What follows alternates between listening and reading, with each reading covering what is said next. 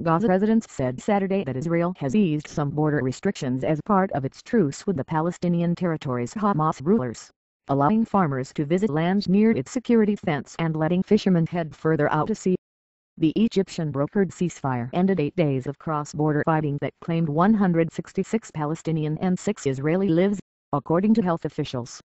As part of the deal, Israel and Hamas are now to negotiate a further easing of the Gaza border blockade, first imposed by Israel and Egypt after the Hamas takeover of Gaza in 2007.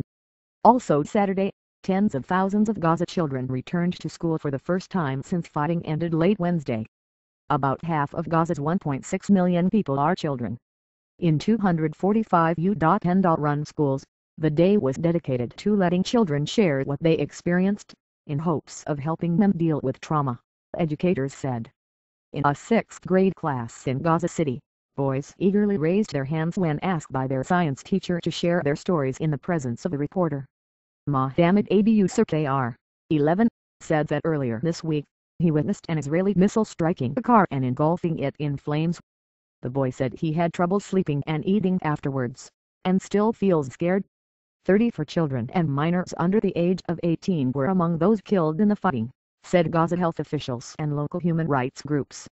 The total of 156 Palestinians were killed during the fighting and 10 died later of their wounds, they said.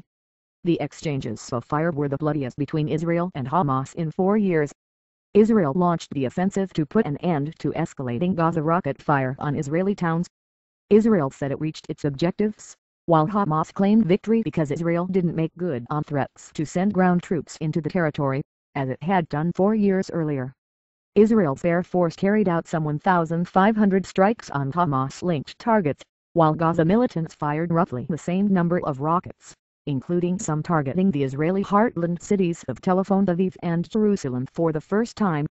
The truce is to lead to a new border deal for Gaza, with Egypt hosting indirect talks between Israel and Hamas.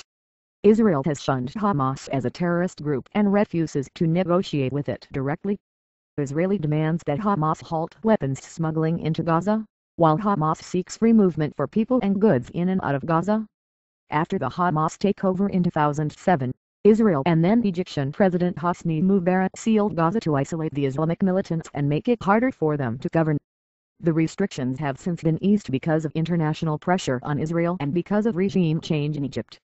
Both Hamas and Egyptian President Mohammed Morsi, elected earlier this year, are members of the region-wide Muslim Brotherhood movement. Before the November 14 start of the fighting, Gaza received most of its consumer goods through an Israeli cargo crossing, while Israel banned virtually all exports and travel from Gaza, preventing the area's battered economy from bouncing back.